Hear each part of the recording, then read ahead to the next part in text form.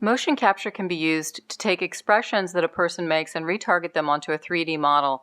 Faceshift is a program that does this using predefined expressions and a marker set that they provide or you can create, and it trains a model in the system using those expressions, and those expressions can then be remapped onto a model of your choice.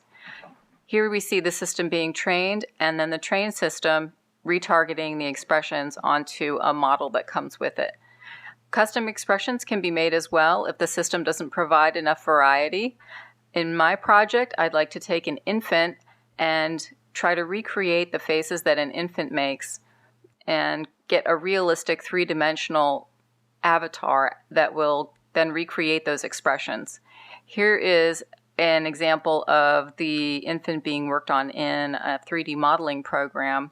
It isn't completed yet, but we do have a rough version that we've brought into faceshift. And while the facial expressions are not currently working, we were able to see that the model could be brought into the program, and you can actually see that the head will track with the model that's been trained in faceshift.